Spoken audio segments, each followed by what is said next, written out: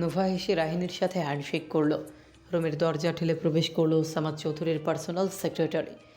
আজকে তাদের খুবই গুরুত্বপূর্ণ মিটিং রয়েছে, তাই তিনি নোভাকে রাহিনীর সাথে কথা বলতে বলে বেরিয়ে গেল এবং এও বলে গেল নোভা আর সে একসাথে বাড়ি যাবে।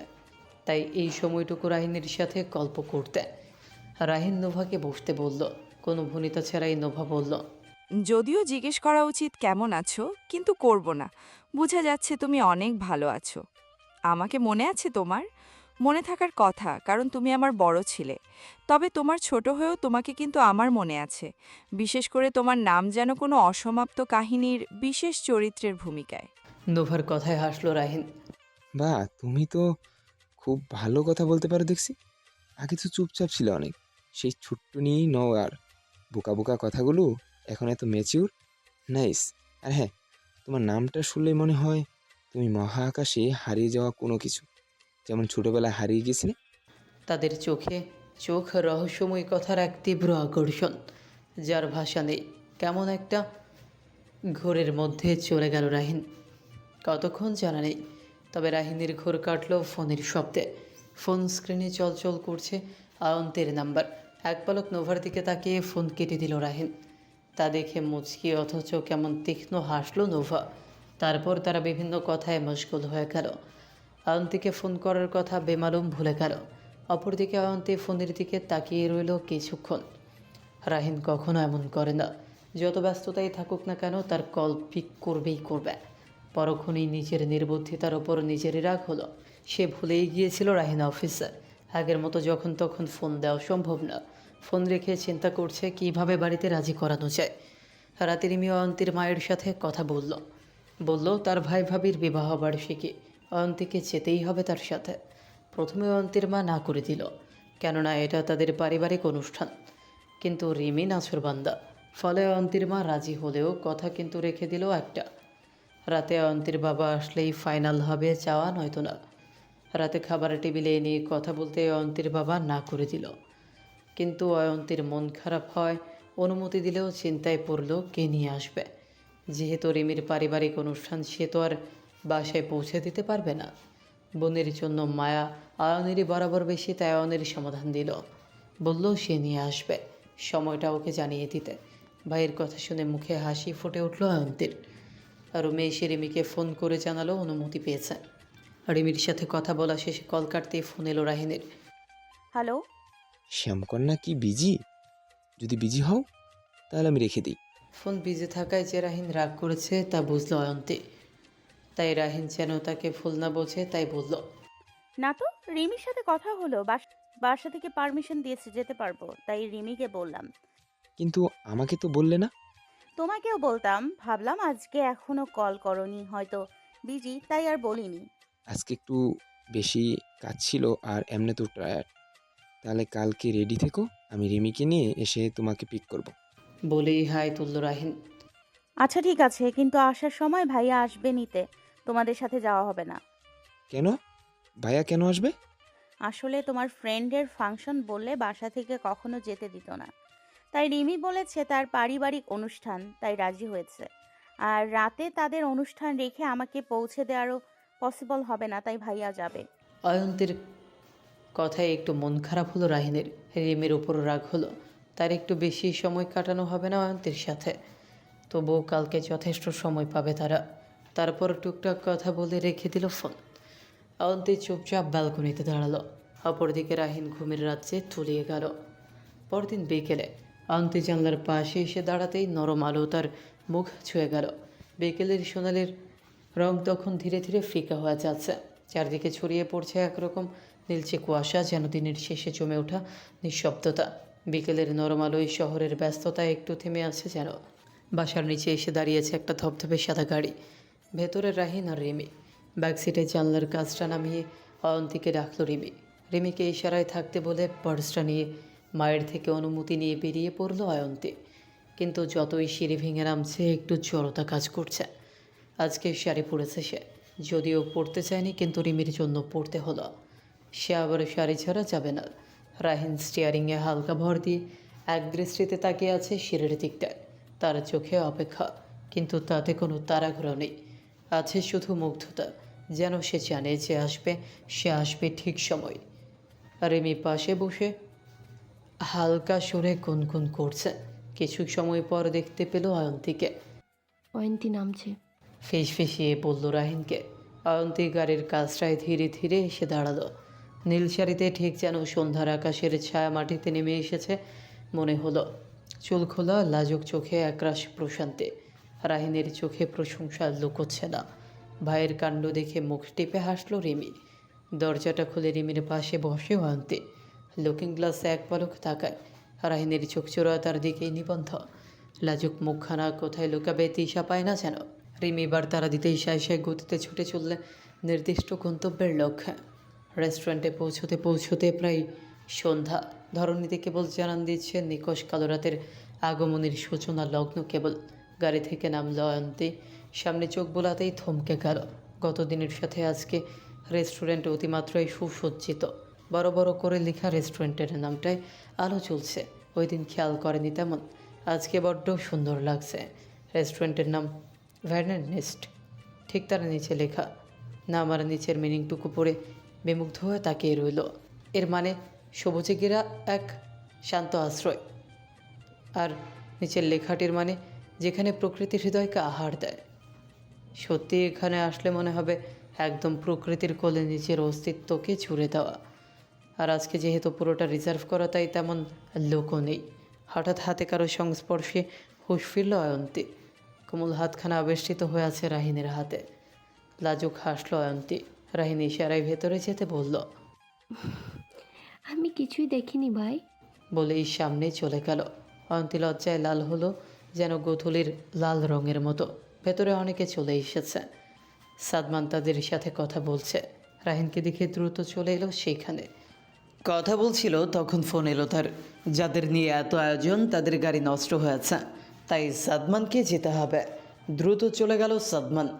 কিছুক্ষণ পর রাহিনের গ্রুপের সকলে এসে এক প্রকার জোর করে তাকে নিয়ে গেল অয়ন্তী আর রিমির কাছ থেকে। রিমি আর অয়ন্তী একজন আরেকজনের দিকে চেয়ে রইল। কি আর করার, কাউকে চেনেও না এখানে। তাই দুজন পুরো রেস্টুরেন্ট ঘুরে দেখার জন্য মনস্থির করে এগিয়ে গেল। পুরো রেস্টুরেন্ট ঘুরে ঘুরে দেখছে রিমি আর অয়ন্তী। এত মনোরম সব কারুকাজ সত্যিই ওনার রুচির তারিফ না করলেই নয়। অয়ন্তী দেখলো বারান্দার এক কোণ ঘেঁষে একটা সিঁড়ি, যা একদম ওপরে সম্ভবত ছাদে চলে গেছে। কৌতূহলবশত সেই দিকে পা বাড়ালো অয়ন্তী, কিন্তু হাত ধরে থামালো রিমি। কিরে, কোথায় যাচ্ছিস এখন? অয়ন্তী হাতের ইশারায় রিমিকে ওপরে দেখিয়ে বলল। উপরে সম্ভবত ছাদ, চলো না যাই। পাগল তুই? একা একা যাবি, তাও রাতে? একা কেন? তুইও যাবি সাথে, দুজন ঘুরে দেখবো আশেপাশে। আরে থাম, আমি একটু ওয়াশরুমে যাব। আমার চুলের সেটটা খুলে যাচ্ছে, ঠিক করে তারপর। চুল ঠিক করার চেষ্টা করে বলল রিমি। ঠিক আছে, তুই যা, আমি ছাদে যাই। তুইও চলে আসিস, আমার তর সইছে না একটু। তুই এমন লাফাচ্ছিস না, জানি কি খাজানা অপেক্ষা করছে তোর জন্য। ছাদে আর এমন কি আছে? দেখা যাবে কিছুই নেই, পুরনো জিনিস দিয়ে ভরে আছে। তুই সব সময় উল্টাপাল্টা বলিস। আরে আশেপাশে এত সৌন্দর্যের সমারোহ, ছাদে না জানি কি ওইটাই দেখতে যাব। বাদ দে বাদ দে, তোর সাথে কথা বললে দেখতেই পাবো না। আমি গেলাম, তুই আসিস। বলেই ছোট লাগালো অয়ন্তী। ধীরে ধীরে ছাদে এসে পড়ল অয়ন্তী। আরও এক দফা অবাক হলো। যা দেখলো তা কল্পনাও করেনি। রেস্টুরেন্টটির ছাদ যেন আকাশের বুকে এক টুকরো শান্তির আবাস। চারিদিকে শুধু নরম বাতাস, আলো ছায়ার খেলা আর প্রকৃতির মায়াবী ছোঁয়া। ছাদের চারদিকে ঘিরে রাখা হয়েছে লতা গুল্মে ভরা টব, যেন শহরের কংক্রিটের মাঝে নিজস্ব এক সবুজ বনানী। ছাদের কোথাও বনজুই ফুটে আছে, কোথাও ল্যাভেন্ডার হালকা বাতাসে তাদের গন্ধ এনে মিশিয়ে দিচ্ছে ক্ষণে ক্ষণে প্রকৃতিতে। পাশে সাজানো একটা কাঠের টেবিল, হাতে ঘষা পাথরের টবে রাখা মোটা কাচের গ্লাস, ওপরে রাখা কিছু তাজা ফুলের মিশেল। তাতে রয়েছে টেইসি, রজনীগন্ধা, সাদা গোলাপ। দুটো চেয়ার ঝালর দেওয়া বেতের সাথে ছোট্ট কুশন দেওয়া, যেন জায়গাটা একান্ত কারো নিজের। ছাদের এক পাশে রয়েছে ছোট্ট জলাধার, নীল আলোয় ভেসে থাকা পদ্ম ফুল। দেয়ালে ঝুলছে হাতে আঁকা ক্যানভাস, যেখানে ধরা শহরের গাছ, নদী আর স্মৃতিময় রিল লাইন। রাতের কালো আধারে ছোট ছোট ফেয়ারি লাইটগুলো যেন রাতের গল্প বলতে এসেছে। মৃদু সুরে বাজছে ক্যানভাসে বাঁধা ব্রুজ, অয়ন্তীর মনে হলো এইখানে বসা মানেই একান্তে নিজের সঙ্গে সময় কাটানো, প্রকৃতির কোলে আলো আর বাতাসের আলতো ছোঁয়ায়, যার স্পর্শে সমস্ত দুঃখগুলো ছুমন্তর হয়ে যাবে। বেখেয়ালিভাবে প্রকৃতিতে মত্ত অয়ন্তী জলাধারের সবচেয়ে আকর্ষিত একটি পদ্ম দেখতে পায়, যার রং নীল। জয়ন্তীকে এতই আকর্ষিত করে যে সে টুপ করে তুলে নেয় নীল পদ্ম। ঠিক কিছুক্ষণ পরেই কোথা থেকে এক গার্ড হুড়মুড়িয়ে চলে আসে অয়ন্তীর কাছে। সাথে সাথে ভরকে যায় অয়ন্তী। অয়ন্তীর হাতে নীল পদ্ম দেখিয়ে রাগান্বিত স্বরে গার্ড বলে উঠল, এটা আপনি কি করলেন ম্যাম? আপনি জানেন না এখানে কোনো ফুল ছেঁড়া যাবে না? ওই যে দেখুন, বড় করে লেখা রয়েছে। আর আপনি উপরে কেন এসেছেন? আপনি হয়তো জানেন না এটা আমাদের স্যারের একান্ত ব্যক্তিগত জায়গা। এখানে প্রবেশ নিষেধ। সিঁড়ির পাশে বড় করে লেখা। আপনি কি চোখে দেখেননি? ভয়ার্ত অয়ন্তী টলমল চোখে চেয়ে রইল শুধু। সে তো এত সব জানতো না, তাড়াহুড়োয় খেয়ালও করেনি কিছু। ভয়ে কোনো কথাও বলতে পারছে না। ঠিক তখনই একজোড়া পা ওপরে এসে থমকে গেল। অয়ন্তীর টলমল চোখে যেন কেঁপে উঠল মনের অনিয়ন্ত্রিত অনুভূতিগুলো। বিড়বিড় করে আওড়ালো, গার্ড পেঁচায় চেঁচামেচি করছে। কী হয়েছে বুঝলো না, তবে মনে হলো এখনই গার্ডকে ফায়ার করবে। তাই নিজেকে সামলে বলে উঠল, কি হয়েছে এখানে? গুরু গম্ভীর আওয়াজে চোখ ভিজে ফেললো অয়ন্তী, আর গার্ড যেন হকচকিয়ে গেল। স্যার, ইনি ছাদে এসেছেন। আবার আপনার সবচেয়ে প্রিয় নীলপদ্ম তুলে ফেলেছে। তুমি কোথায় ছিলে? আমতা আমতা করলো গার্ড, কিন্তু কিছু বলতে পারলো না। চুপ করে মাথা নত করে দাঁড়িয়ে রইল। যেহেতু তুমি তোমার ডিউটি ঠিকভাবে পালন করতে পারোনি, তাই তুমি তার সাথে এভাবে রুড বিহেভ করতে পারো না। সরি বলো এখনই। ভুলে যেও না সে আমাদের অতিথি। কথাটা একটু জোরেই বলল আগন্তুক। গার্ড কেঁপে উঠল, দ্রুত সরি বলে চলে গেল। অয়ন্তী সেই যে চোখ বন্ধ করেছে আর খোলেনি। আগন্তুক চুপচাপ চেয়ে আছে অয়ন্তীর দিকে। মন বলছে সময় এখানেই থেমে যাক। বাতাসে দুলে উঠছে অয়ন্তীর চুলগুলো, চোখের পাপড়িতে অশ্রু বিন্দু লেপ্টে রয়েছে। ইচ্ছে করছে অবাধ্য হাতে মুছে দিতে, কিন্তু এ অসম্ভব। তাই মুগ্ধ হয়ে চেয়েই রইল তার পানে। কোনো সারা শব্দ না পেয়ে ধীরে ধীরে চোখ খুলল অয়ন্তী। সামনে একদম অপরিচিত একজন সুদর্শন যুবক দাঁড়িয়ে আছে, চোখে চশমা। 2 কদম পিছালো অয়ন্তী, ভয়ে চমকে গেল মুহূর্তে। অয়ন্তী ভয় পেয়েছে বুঝলো আগন্তুক। Miss, relax. এখানে ভয় পাওয়ার কিছু নেই। আমি Ahmad Ikhtiyar and I am the founder and owner Verdant Nest. রাতের আকাশে নিস্তব্ধতায় এসেছে বহু আগে। দক্ষিণা বাতাসে মৃদুমন্দ দুলছে রেস্টুরেন্টের ছাদের কাজগুলো। রেস্টুরেন্টের ছাদটা যেন এক টুকরো নীরব স্বর্গ হয়ে উঠেছে এতটুকু সময়। চারপাশে আলো আধারি মিশে ছিল দূরের চুপচাপ ব্যস্ততায়, কিন্তু ছাদের এই জায়গাটুকু ছিল আলাদা, নরম আলোয় মোড়ানো। ফের লাইটসের ঝিমঝিমে আলো যেন জোনাকির মতো ঝিকমিক করছে চারপাশে। মেঘহীন আকাশে অসংখ্য তারা যেন ছাদের উপর নেমে এসেছে একসাথে, এবং তাদের মাঝে এক টুকরো চাঁদ ধীরে ধীরে ভেসে চলেছে, রাতের একমাত্র সাক্ষী হয়। ক্ষণে ক্ষণে মৃদু হাওয়ার ছন্দে ভেসে আসছিল নিচে থেকে বাজতে থাকা হালকা জ্যাজ মিউজিক, বা হয়তো কারো হৃদয়ের আবেগের ছন্দ। ঠিক এমন এক মুহূর্তে অয়ন্তী আর দাঁড়িয়ে আছে ছাদের এক কোণে।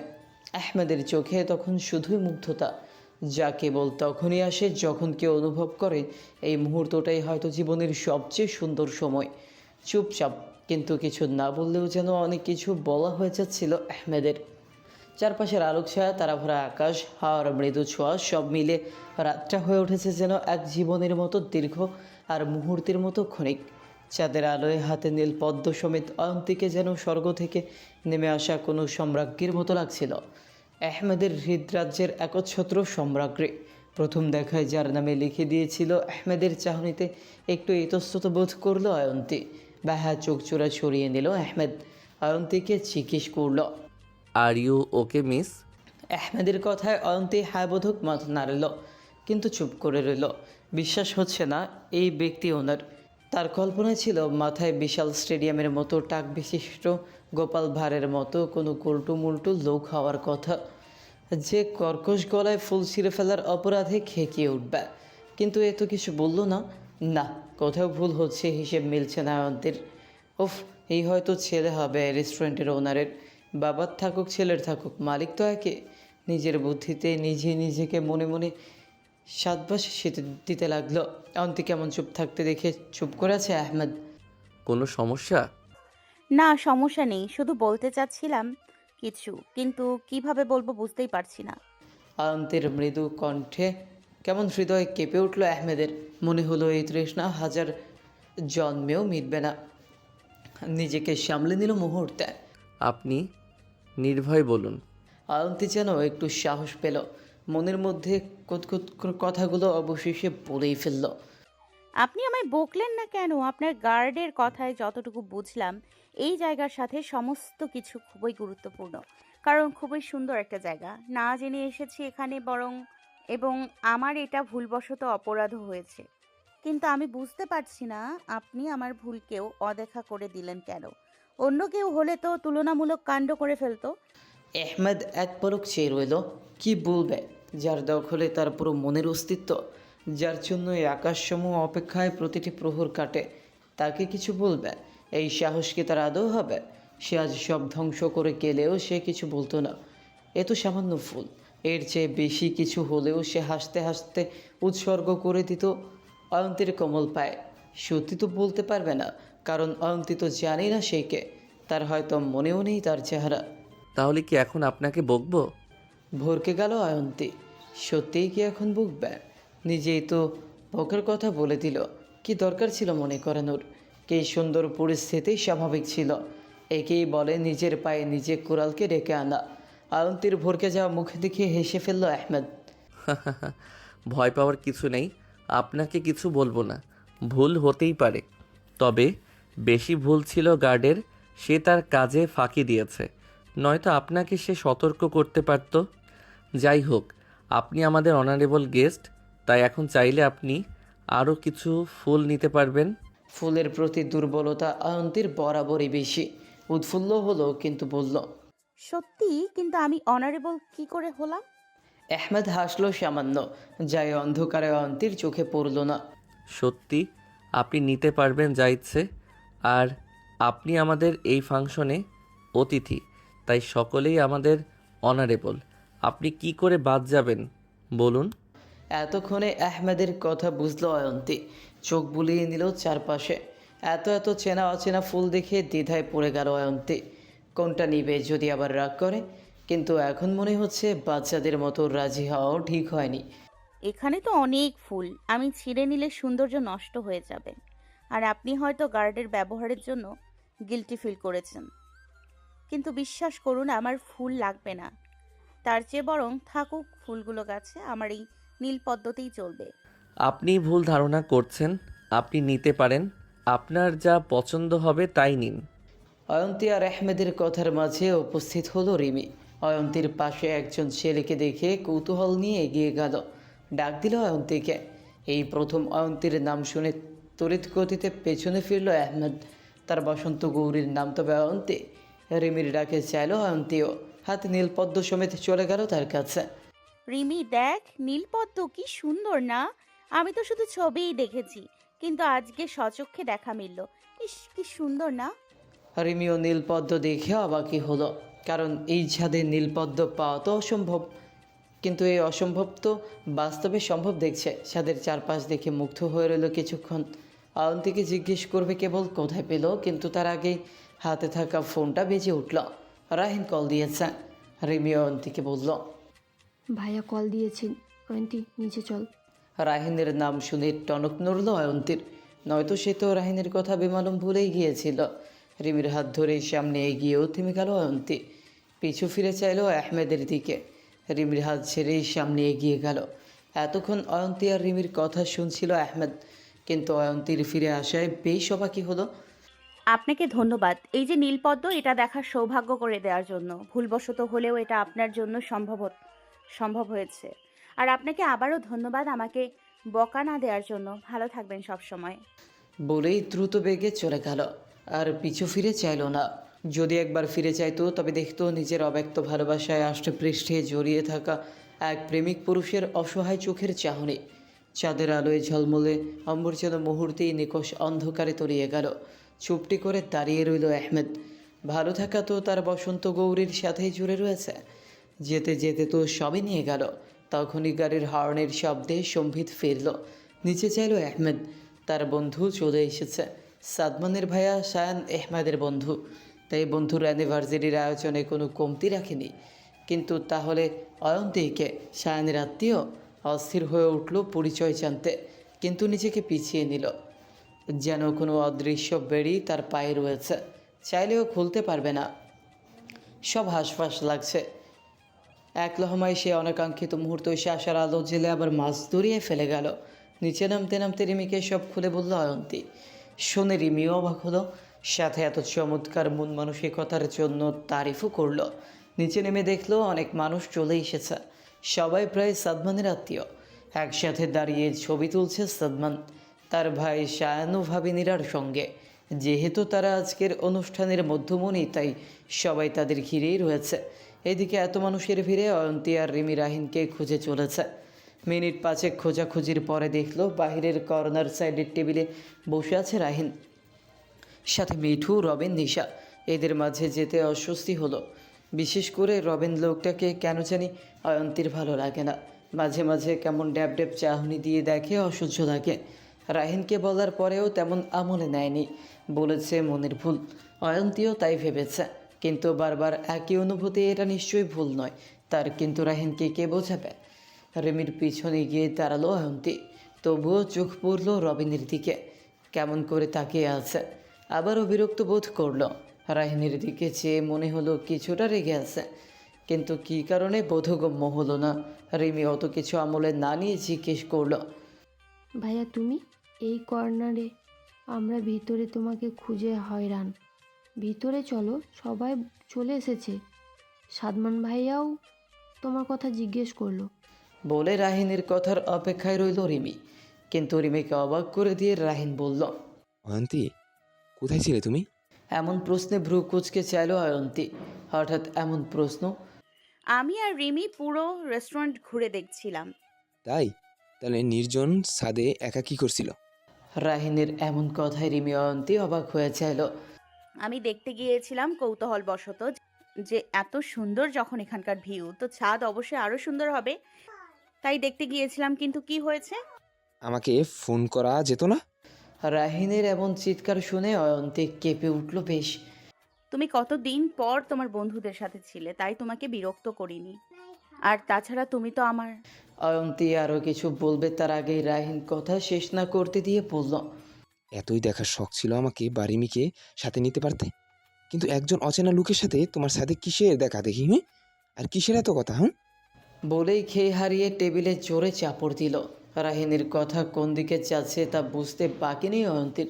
আশেপাশে তাকিয়ে দেখলো রাহিনের বন্ধুরা তাকিয়ে আছে, আর নিশা মিটিমিটি হাসছে। আকস্মিক অপমানে আর কথা বলার শব্দ পেল না অয়ন্তী। কি বলছো ভাইয়া? তোমার মাথা ঠিক আছে? শুনো তো, কি হয়েছে? তুই কথা বলবি না রিমি, তোর কোনো সাফাই গ্রহণ করব না। টইটুম্বুর চোখে শুধু নির্বাক চেয়ে রইল অয়ন্তী। এই কথাগুলো তাকে একা বলতে পারত, কিন্তু তা না করে সকলের সামনে নিজেকে কেমন জানি খুব ছোট মনে হলো। এই রাহিনকে সে চেনে না, যে আগলে রাখতো সে কি করে সবার সামনে তাকে ছোট করছে, তাও তার বন্ধুদের সামনে। সবাই কি ভাবছে তাকে? আর অপমান নিতে পারল না অয়ন্তী। অতি অপমানের দরুন চুপ করে রইল। হাজার জবাব দেওয়ার ইচ্ছে থাকলেও রাহিনীর সাথে কথা বলার বিন্দুমাত্র আগ্রহ হলো না আর। রাহিনকে কিছু না বলে রিমিকে বলল, আমাকে বাসায় দিয়ে আসতে পারবি রিমি? রাহিন চেয়ে আছে অয়ন্তীর দিকে, কিন্তু রাগের সহিত। অয়ন্তীর সাহসে অবাক হলো, তার কথার জবাব না দেওয়ার দুঃসাহস, কিন্তু কিছু বলল না। কিন্তু অয়ন্তী, পারবি কি না, নয়তো আমি একাই চলে যাব। যেখানে বিশ্বাস নেই সেখানে নিঃশ্বাস নেওয়ার আমার কাছে দুর্বিষহ লাগছে। কোনো রকমে বলল রিমিকে। কান্না গলায় তলা পাকিয়ে আছে, কথা বলাও কষ্ট হচ্ছে। বুকের ভেতরটা কেমন যেন চেপে আসছে অয়ন্তীর। এই পরিস্থিতি সে চাচ্ছে মিথ্যা হোক, সব স্বপ্ন হোক, খারাপ স্বপ্ন। তবু ঘুম ভাঙলে রাহিনীর এমন চিন্তা তো সত্যি হবে না। কিন্তু আফসোস, সব সত্যিই দিনের আলোর মতো। সে চাইলে সাফাই দিতে পারত, কিন্তু নিজেকে প্রমাণ করতে মন চাচ্ছে না। রাহিন তো বিশ্বাসই করে না তাকে, তাহলে তো এইভাবে বলতো না। তাকে আগে জিজ্ঞেস করতে পারতো, কিন্তু না, সেটা করেনি। তাই সাফাইয়ের কোনো মানেই হয় না আর। আর এক মুহূর্তও দাঁড়ালো না, রিমিকে বলেই হাঁটা শুরু করলো। এত রাতে কীভাবে যাবে জানা নেই, কী হবে সামনে চিন্তাও করলো না, কারণ এক পলকও থাকতে ইচ্ছে করছে না। অয়ন্তীর পিছু পিছু রিমিও দৌড় দিল, কিন্তু রাহিন পকেটে হাত দিয়ে দাম্ভিকতার সহিত শটান হয়ে দাঁড়িয়ে রইল। কোনো রকম প্রতিক্রিয়া দেখালো না। তবু এত রাতে কই যাবে অয়ন্তী ভাবলো না, কিন্তু রিমি পারল না দাঁড়িয়ে থাকতে, শুধু যাওয়ার আগে বলে গেল, না জেনে কিছু বলা তোমার ঠিক হয়নি ভাইয়া। অন্যের কথাই তো অবশ্যই নয়। কথাটা বলল নিশার দিকে চেয়ে, কারণ রিমি বুঝেছে নিশা উল্টাপাল্টা কিছু বলেছে, কারণ ছাদে ওঠার সময় সে নিশাকে নামতে দেখেছিল। সাদমান মাত্রই এসে উপস্থিত হয়েছে এখানে, ভেতরে অনুষ্ঠান শুরু হয়ে গেছে, তাই ওদের ডাকতে। কিন্তু এসেই দেখে অয়ন্তী কান্না করে চলে যাচ্ছে, পেছনে দৌড়ে রিমিও। আকস্মিক ঘটনায় হতবিহ্বল হয়ে চেয়ে রইল। কী হলো না হলো বুঝলো না, কিন্তু ভালো কিছু হয়নি তা বোঝাই যাচ্ছে। রিমির কথায় হুঁশ ফিরল তড়িৎ করে। ধপ করে চেয়ারে বসে পড়ল রাহিন, নিজের চুল খামচে ধরল। রাগের মাথায় কি বলে ফেলল। অয়ন্তীকে সে জানে চেনে, টেবিলে জোরে এক ঘুষি দিয়ে চলে গেল অন্যদিকে। আপাতত একা থাকতে হবে। এই সকল কাহিনী ওপর থেকে দেখছিল আহমেদ। রাগে হাত মুষ্টিবদ্ধ হয়ে এলো। রাগ এমন এক জিনিস যা আয়ত্তের বাইরে চলে গেলে সুন্দর সাজানো গোছানো সম্পর্কগুলো নিমিষেই কণ্ডকাবৃত করে ফেলে। রাগ মানুষকে ক্ষণিকের জন্য শক্তিশালী করে তুললেও সেই শক্তি তাকে ধ্বংসের দ্বার প্রান্তে নিয়ে যায়, যা কোমল মন ও সম্পর্কগুলোকেই ছারখার করে দেয়। এর তিক্ত নিরপিস আস্তে আস্তে ভালোবাসার সম্পর্ক নিজেকে কেলে ফেলে। রাহিন রাগে হিতাহিত জ্ঞান ভুলে গিয়েছে যেন। সে ভুলে গিয়েছে অয়ন্তী কতটা কোমল মনের অধিকারী। এতদিনে সে জানে অয়ন্তীর জীবনের পরিধি তার মধ্যেই সীমাবদ্ধ, কিন্তু তবুও নিশার বলার অংশ কথাগুলো মাথায় এত দ্রুত প্রভাব ফেলবে তা নিজেও বুঝে উঠতে পারেনি। রাগ তাকে এতটাই জ্ঞানশূন্য করেছে যে কী থেকে কী বলে ফেলল মনে যেন তার বিন্দু পরিমাণ আফসোস হচ্ছে না। অন্যদিকে অয়ন্তী দ্রুত পা চালালো, কারণ এইখানে আর এক মুহূর্তও থাকতে ইচ্ছে করছে না। যাকে এতটা ভালোবাসে সে তাকে বিশ্বাসটুকুও করে না। যদি তার মনে কিছু ছিল তাহলে আলাদা করে বলতে পারত। তার বন্ধুদের সামনে এইভাবে কেন বলল? তার কি আত্মসম্মান বলতে কিছু নেই? রাগে দুঃখে কেঁদে দিল। এতটা অবিশ্বাস কিভাবে করতে পারে রাহিন? পেছন থেকে হাত চেপে ধরল রিমি, কিন্তু তাতে কোনো লাভ হলো না। হাত ছাড়িয়ে সামনে এগিয়ে যেতে লাগলো। ওপর থেকে সব কিছু দেখছিল আহমেদ। যতবার রাহিনকে দেখছে ততবারই ক্রোধে দিশাহারা হয়ে যাচ্ছে। অয়ন্তীর চোখের পানি তাকে আরও অশান্ত করে তুলছে। ছুটে চলে যেতে মন চাইলেও পারছে না, সরাসরি কোনো কথাও বলতে পারবে না। তবুও দ্রুত নিচে নেমে গেল আহমেদ, কারণ এত রাতে এই দিকের রাস্তা নির্জন থাকে। দুটো মেয়ে একা যাওয়া বিপজ্জনক বই কিছু না। তার কারণে বসন্ত গৌরীর কিছু হোক এইটা সে মেনে নিতে পারবে না। দ্রুত পা চালাচ্ছে অয়ন্তী, পেছনে রিমিও। বেগ পেতে হচ্ছে তাকে। একে তো পড়েছে শাড়ি, তার মধ্যে একা একা কোথায় যাবে তারা? নিজের ভাইয়ের ওপর আরও রাগ হচ্ছে। সামান্য একটা বিষয় কেমন না করলেও পারতো। রেস্টুরেন্টের গেটের বাইরে বের হয়ে এদিক সেদিকে তাকিয়ে অটো বা কোনো রিক্সা খুঁজে চলেছে অয়ন্তী, কিন্তু এই রাতে এগুলো পাবে কোথায়? রিমি পেছনে যতই থামতে বলছে, অয়ন্তী যেন কিছু শুনতেও চাচ্ছে না। অগত্যা কিছু না পেয়ে হাঁটা শুরু করলো অয়ন্তী, কিন্তু বেশি দূর যেতে পারল না। কারোটাকে পদযুগল থেমে গেল। পেছনে ফিরে চাইতেই দেখতে পেল সাদমান দাঁড়িয়ে আছে। দেখে মনে হচ্ছে এক প্রকার দৌড়ে এসেছে তাদের কাছে। অয়ন্তী আর রিমির সামনে দাঁড়িয়ে এক প্রকার হাঁপাচ্ছে। নিজেকে শান্ত করলো কিছুটা, চাইলো অয়ন্তীর দিকে। মেয়েটার চোখে পানি, ফোঁস করে টপ্ত নিঃশ্বাস ফেলল। কোথায় যাচ্ছ এত রাতে? সবই তো দেখলেন সাদমান ভাইয়া, কি থেকে কি হয়ে গেল। তাই অয়ন্তী থাকবে না, চলে যাবে। দেখছি আর সব শুনেও আসলাম, কিন্তু রাত করে একা যাওয়াও সেফ না তোমাদের, এটা অবশ্য বোঝা উচিত। তাহলে কি এখানে থেকে আরো অপমানিত হব? আমি বলবো না অপমানিত হও, এমন অনাকাঙ্ক্ষিত পরিস্থিতির জন্য স্বাভাবিক আমরা কেউ প্রস্তুত ছিলাম না, কিন্তু সত্যি বলতে এখন তুমি চলে গেলে পরিস্থিতি আরও বিগড়ে যাবে। কেননা একটা সম্পর্কের ভালো মন্দ সব দিক থাকে, কখনো কখনো পারস্পরিক অবস্থার কারণে ভুল কিছু সিদ্ধান্ত আমাদের মধ্যে ব্যাপক প্রভাব ফেলে। তাই আমাদের উচিত সব কিছু বুঝে কোনো কিছু করা। এখন হুটকারিয়তায় হয়তো চলে যেতে চাচ্ছ, কিন্তু চোখ বন্ধ করে একবার ভেবে দেখা তো, একটা রাস্তায় কোনো বিপদ হলে কি করবে? আর আমরা সবাই অবগত রাহিনের রাগ সম্পর্কে। ও সব কিছু রাগে বলে ফেলেছে।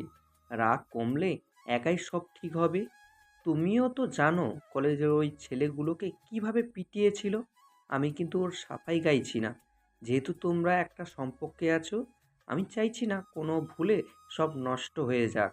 এখন তুমি শান্ত হও। এখানে আমি তোমাদের ইনভাইট করেছি। আমি চাই না তুমি কোনো কষ্ট পেয়ে যাও। রাহিনের সাথে আমি কথা বলবো। প্লিজ আমার রিকোয়েস্ট রাখো একজন ভাই হিসেবে।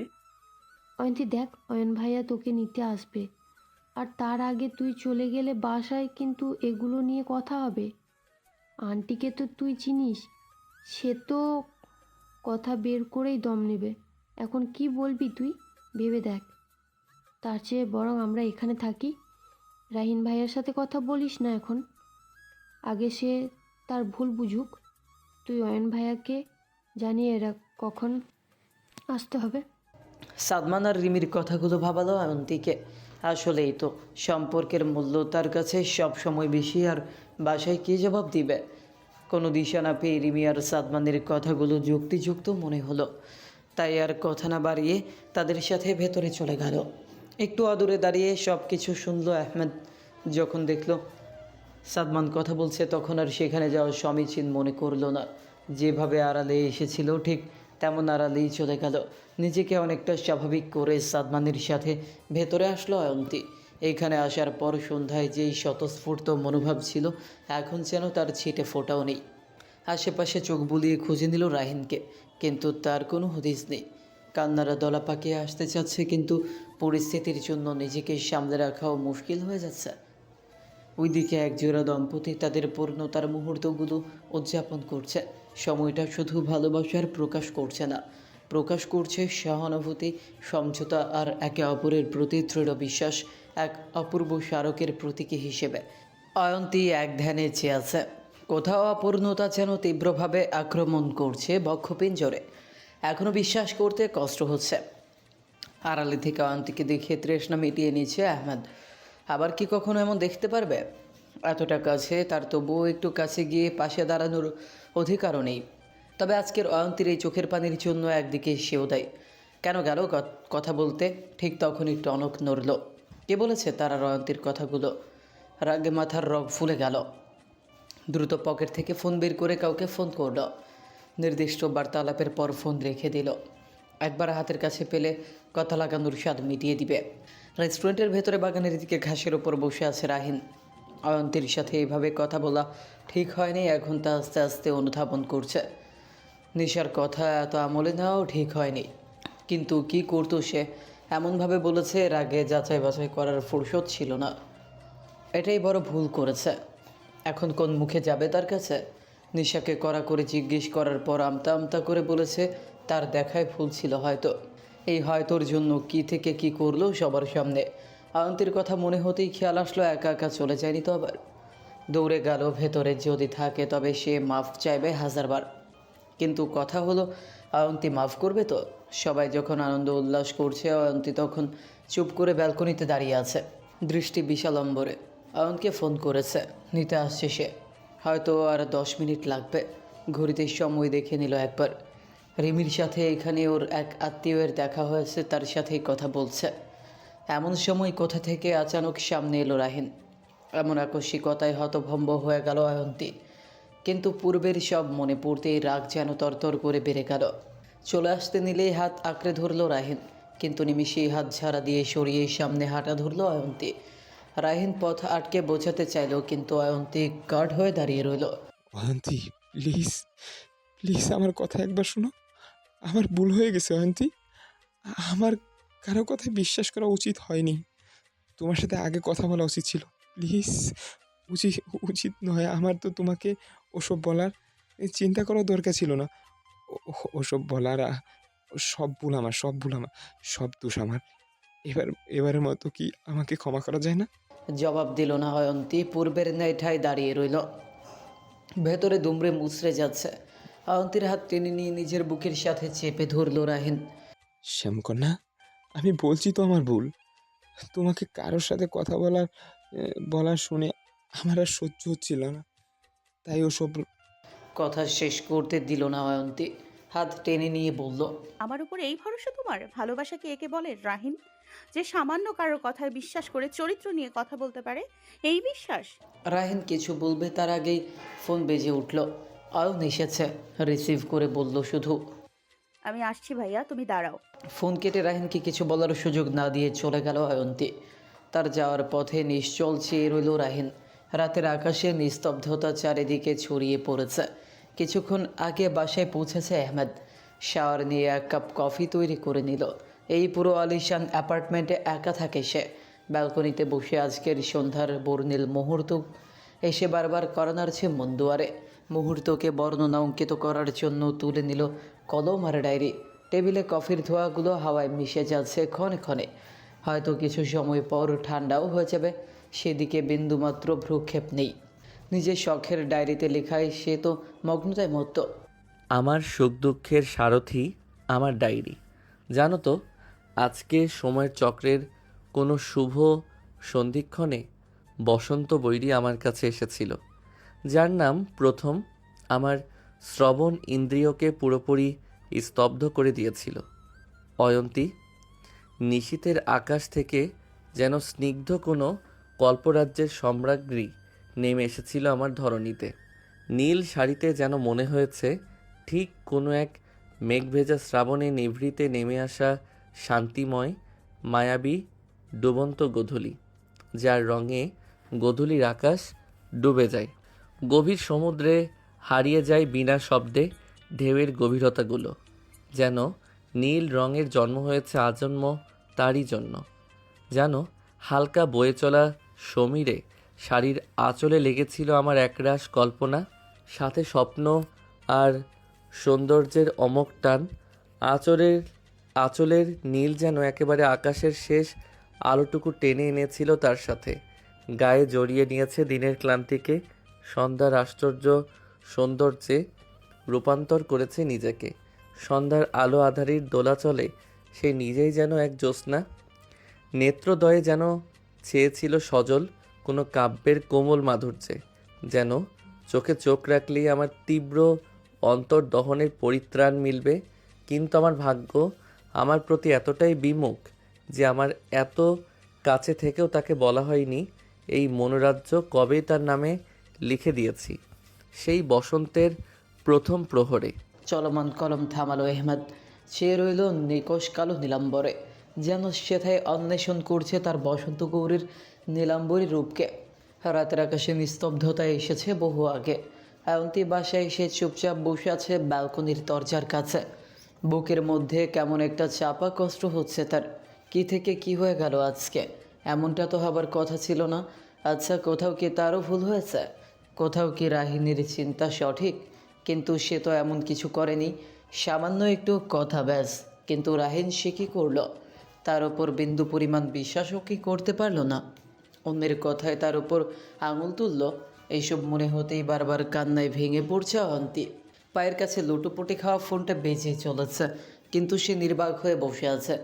তবে এখন থেকে না, সে আসার পর থেকেই সে জানে কে বারবার এমন বিরতিহীনভাবে ফোন করছে। মানুষটা রাহিন। একটা সময় ফোনের আলো নিভে গেল। ফোনটা হাতে নিয়ে দেখলো মিসড কলগুলোর সাথে অসংখ্য এসএমএস এসে জমা হয়েছে। লাস্ট এসএমএস পড়ে হতভম্ব হয়ে গেল অয়ন্তী। বসা থেকে ব্যালকনির রেলিংয়ে হাত দিয়ে নিচে ঝুঁকে গেল। রাহিন দাঁড়িয়ে আছে ঠিক তার ব্যালকনির নিচে। দ্রুত ফোন দিল রাহিনকে। অপর পাশে রিসিভ হতেই রাহিন বলল, অয়ন্তী প্লিজ আমার কথাটুকু একবার শোনো, এরপর আর কখনো তোমাকে কিছু বলবো না। এবার মতো মাফ করে দাও আমাকে। এত রাতে এমন করছো কেন রাহিন? তুমি তো আমাকে সামান্য বিশ্বাস অব্দি করো না। তোমার কাছের মানুষের কথা তোমার কাছে সত্য মনে হয়, আমাকে বলার সুযোগটুকুও দাওনি। নিজের জাজ করে ফেললে একতরফা শুনে। তাহলে এত সাফাই দেওয়ারও প্রয়োজন মনে করছি না। তুমি বাসায় যাও প্লিজ, আমার ভালো লাগছে না। কথাগুলো বলতে বলতে ডুকরে কেঁদে উঠল অয়ন্তী। শ্যামকন্যা প্লিজ কেঁদো না, তোমার কান্না সহ্য হয় না আমার। ওয়েট, আমি উপরে আসছি। রাহিনের এমন কথায় আরেক দফা হতভম্ব হলো অয়ন্তী। ওপরে আসবে মানে? কেউ দেখে ফেললে তো যাচ্ছে তা অবস্থা হবে। হুঁশে আছে তো এ নাকি? রাহিন থামো, কি শুরু করেছো বলো তো? তুমি জানো কেউ দেখে ফেললে কি হবে? যা হবার হয়ে যাক, তোমার কান্না বন্ধ করা জরুরি আমার শাস্তির জন্য। বলে নিজেই পায়চারি করতে লাগলো। নিজেকে সামলে নিল অয়ন্তী। আমি কান্না করছি না, তোমাকে ওয়াদা করতে হবে আর কখনো এমন করবে না। তাহলে কি ধরে নিব মাফ করেছো? রাহিন, এভাবে বলো না, আমি কলেজে এসে কথা বলবো, আমি একটু একা থাকতে চাই। আসলে অয়ন্তী বুঝতে পারছে না কি করবে। সে রাহিনকে প্রচণ্ড ভালোবাসে। একদিকে মন বলছে বেশি পজিটিভ তাই এমন করেছে, অন্যদিকে নিজের আত্মসম্মানও তাকে তার ব্যবহারে জর্জরিত করছে। অয়ন্তী, ভালোবাসি তোমাকে। তুমি যা শাস্তি দিবে তাই মাথা পেতে নিব আমি। শুধু একবার বলো, আমাকে মাফ করে দিয়েছো। রাহিন, আমি বিনা দোষে শাস্তি পেলাম, অপমানিত হলাম, চরিত্রে দাগ লাগলো আমার, কিন্তু যে আমার নামে মিথ্যা অপবাদ দিল তাকে কি কিছু বলেছো? বলনি, কিন্তু সবার সামনে আমাকে অপদস্থ হেয় হতে হয়েছে সামান্য একটা কারণে, যেখানে আমার দোষ পর্যন্ত ছিল না। কারণ আমি তোমার জীবনে তোমার ভরসার কেউ নই। যেমনটা তোমার বন্ধুরা, তারা তোমার সবচেয়ে কাছে, আমার থেকেও বেশি। যা আজকে বুঝেছি, রাহিন, তুমি আমাকে যদি সামান্য ভালোবাসো তবে বাসায় যাও, আমি আপাতত কোনো স্ট্রেস নিতে পারবো না আর। বলেই ফোন কেটে দিল অয়ন্তী। ফোনটা ফেলে কেঁদে ফেলল। ভালোবাসার মানুষের ভরসা কেন পেল না ভেবেই কষ্ট দ্বিগুণ বেড়ে গেল। ওদিকে নিচে রাহিনের কানে এখনও ফোন অমনি ধরে আছে। ওপর থেকে আবছা অয়ন্তীর কান্নার আওয়াজ আসছে। ফোনটা হাতে নিয়ে এগিয়ে গেল বাইকের দিকে। বাইকে বসে স্টার্ট দেওয়ার আগে ওপরে চাইল। অয়ন্তী বসে কেঁদেই চলেছে। রাগে নিজের চুল খামচে ধরল। এত বড় ভুল কিভাবে করলো? শুধুমাত্র তার জন্য অয়ন্তী কষ্ট পাচ্ছে। অবশ্য সে তো সরাসরি একজন মেয়ের চরিত্রে আঙুল তুলেছে। এত সহজে অয়ন্তী মাফ করবে না বুঝলো। তাই এবার সব তাকেই ঠিক করতে হবে। হঠাৎ ফোনে ভাইব্রেশনে পকেট হাতড়ে ফোন বের করলো। মনে করলো হয়তো অয়ন্তী, কিন্তু না, তার মায়ের ফোন। ছেলে এত রাত অবধি বাহিরে, কোন মা শান্ত থাকবে? ফোন রিসিভ করে বলল, 15 মিনিট পর আসছি বাসায় মা। না, কিছু শুনলো না, বলতে দিল। কেটে বাইক স্টার্ট দিয়ে চলে গেল। বাইকের শব্দে সেদিকে চাইল অয়ন্তী। অশ্রু চোখে চেয়ে রইল। চাইলেও কেন জানি মাফ করতে পারছে না। কোথাও একটা কিন্তু তাকে আটকাচ্ছে বারবার। ফ্লোর হাতড়ে ফোনটা তুলে নিয়ে বন্ধ করে দিল। আপাতত সে সত্যিই একা থাকতে চাচ্ছে। অন্যদিকে আহমেদ তার ডায়েরির পাতায় একটা নীল পদ্মের পাপড়ি রাখলো। এটা সেই ফুলের পাপড়ি যেটা অয়ন্তীর হাতে ছিল। রিমির কাছে ছুটে যাওয়ার সময় অসাবধানতাবশত ঝরে পড়েছিল। অয়ন্তী যাওয়ার পর সে তুলে রেখেছিল। এতে তার বসন্ত গৌরীর হাতের ছোঁয়া লেগেছে। তা কী করে সে ওই মলিন ধুলোয় ফেলে আসবে? ডায়েরিটা বন্ধ করে কফি মগে চুমুক দিতেই মুখটা কুঁচকে এলো। একদম বরফ ঠান্ডা হয়ে গেছে।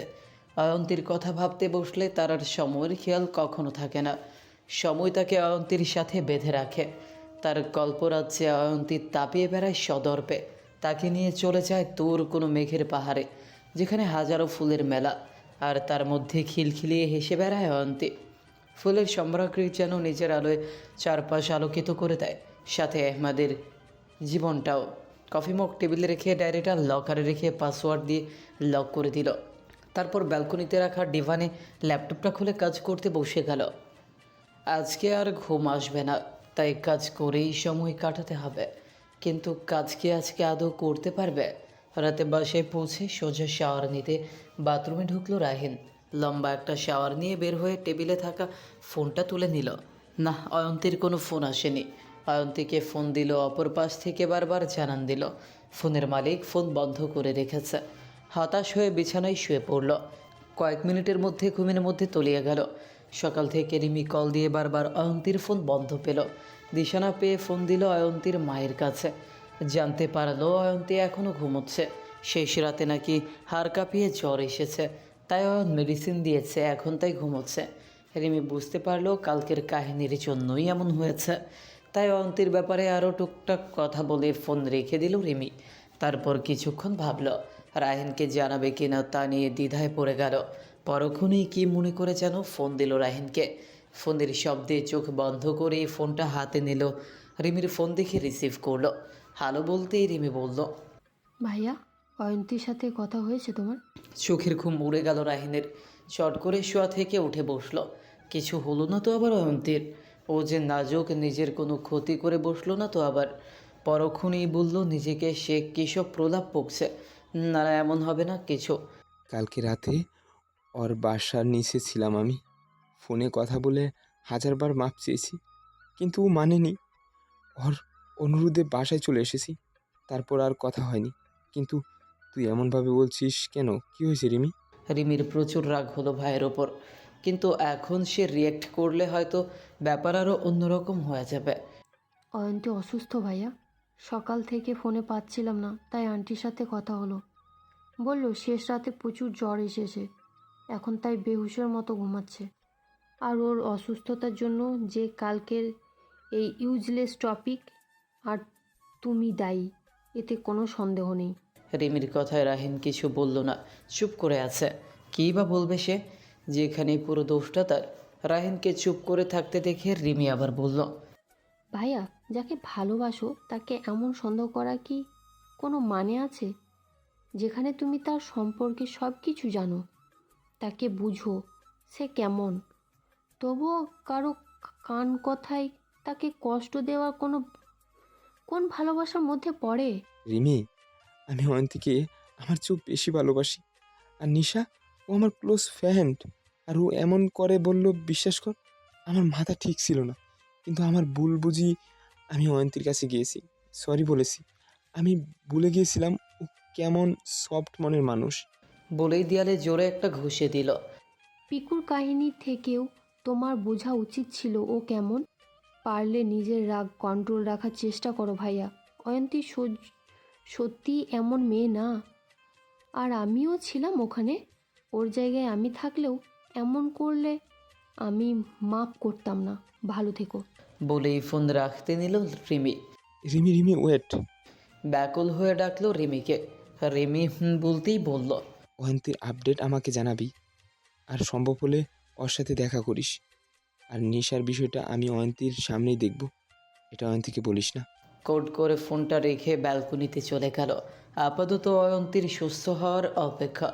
বিকেলে অয়ন্তীর বাসায় এসে উপস্থিত হলো রিমি। অয়ন্তী তখনও শুয়েছিল। রিমিকে দেখে কোনো রকম উঠে বসলো। রিমি চেয়ে আছে অয়ন্তীর দিকে, একদিনই চোখ মুখে বসে গিয়েছে। রিমিকে দেখে অয়ন্তী একটা মলিন হাসি দিল। রিমি অয়ন্তীর হাত ধরে বলল, অয়ন্তী, ভাইয়া অনুতপ্ত, সত্যি তোকে বারবার ফোন করেছে, কিন্তু তোর ফোন বন্ধ। আমি বলি কি, একটু কথা বলে নে, সেও তোর মতো ছটফট করছে। রিমির কথায় অয়ন্তীর কেমন লাগছে, কিন্তু চুপ করে আছে। মন অশান্ত হচ্ছে, তবুও সে চুপ।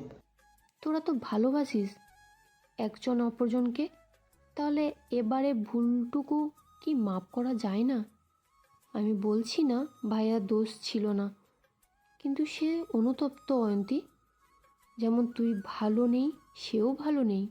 রিমির কথায় অয়ন্তী কিছু বলল না, চুপচাপ করে সেই বাহিরের দিকে তাকিয়ে রইল। জীবন তাকে ভাবাচ্ছে, ভীষণ ভাবাচ্ছে।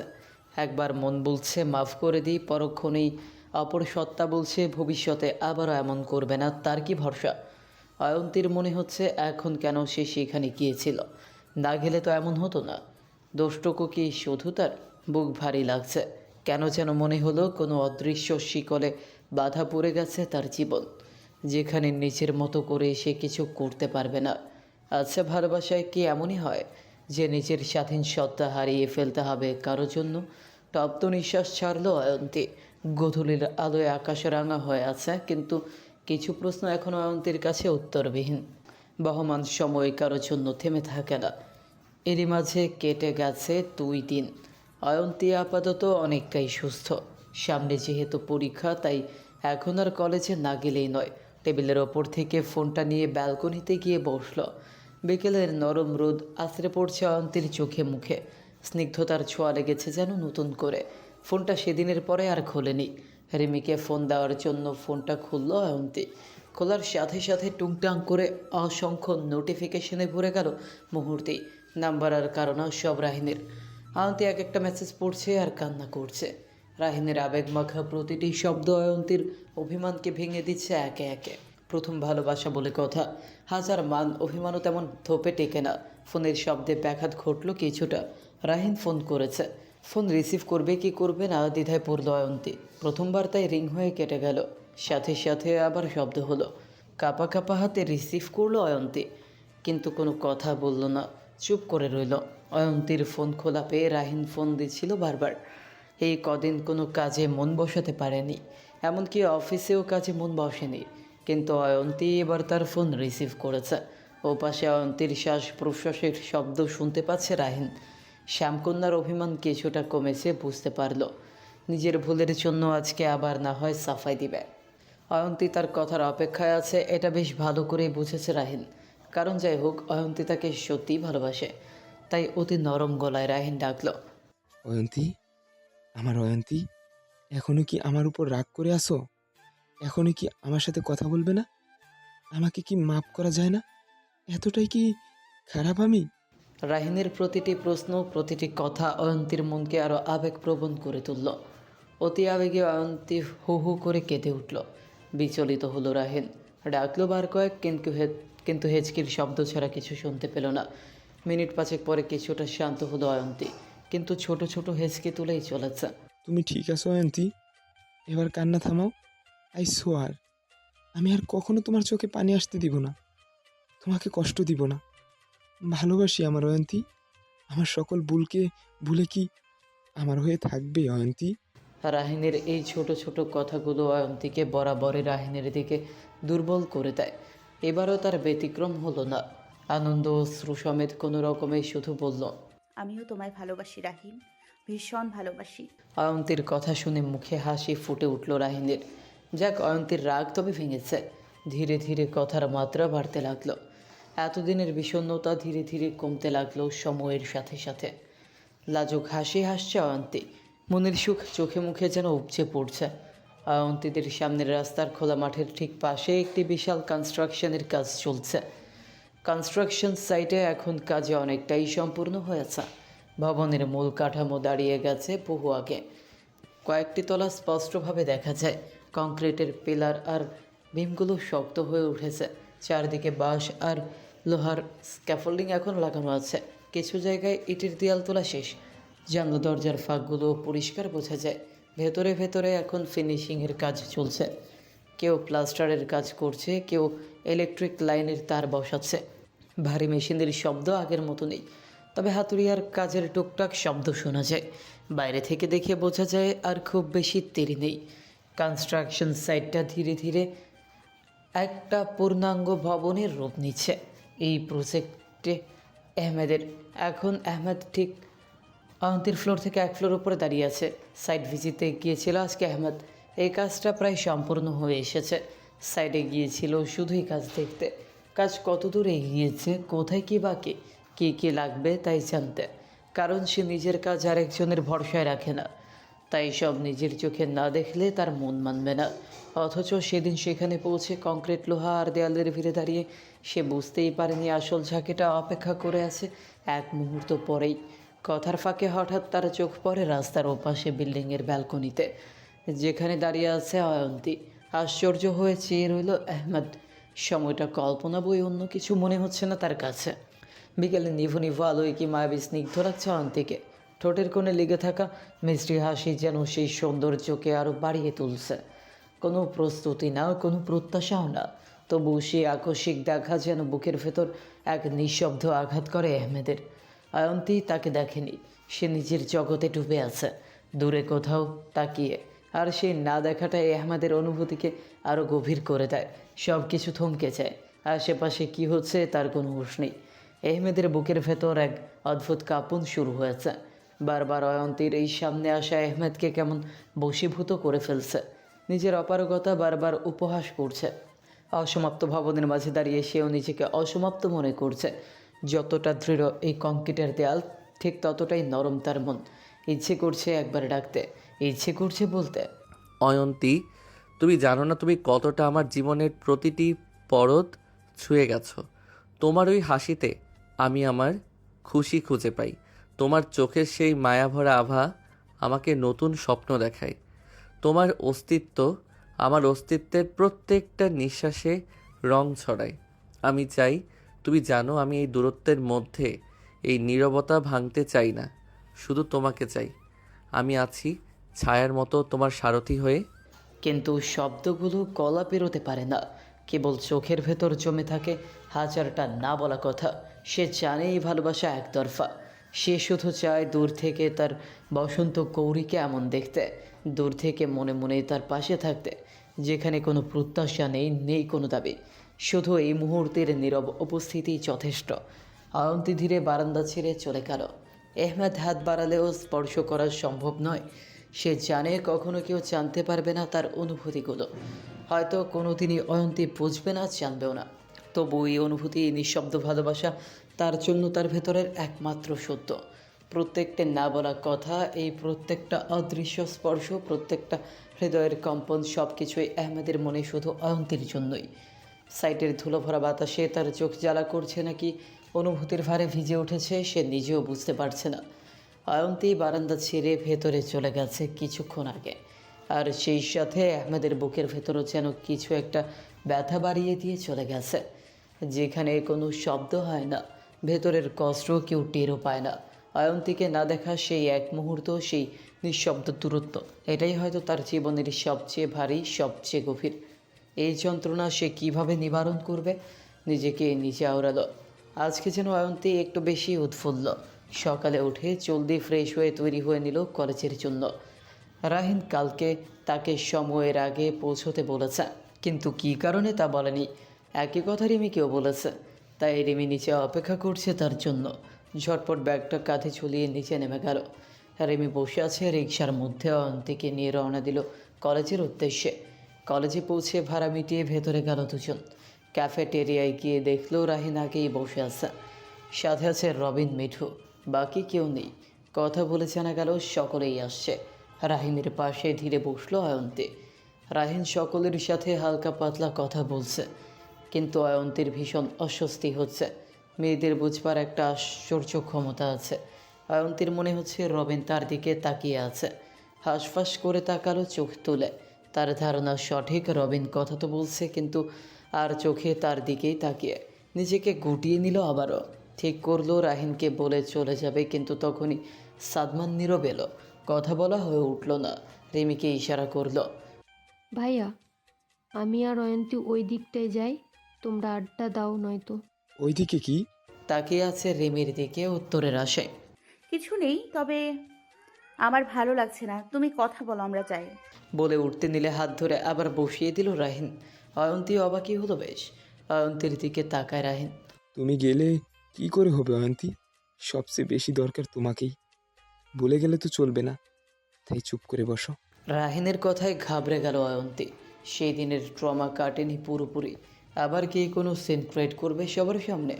এই ভাবনার মাঝে হাজির হলো দেখি আর নেশা। রাহিনের পাশে অয়ন্তীকে বসে থাকতে দেখে যেন তেলে বেগুনে চলে উঠল মুহূর্তে। হিতাহিত জ্ঞান হারিয়ে ফেললো যেন। ছি ছি ছি ছি ছি, কি নির্লজ্জ মেয়ে তুমি অয়ন্তী। সেদিন এত অপমান হলে রাহিনের কাছ থেকে, আবার আজকে তার পাশেই ঘেঁষে বসে আছো। বলি বাবা মা কি কিছু শেখায়নি? অবশ্য শিখেই বা কি হবে?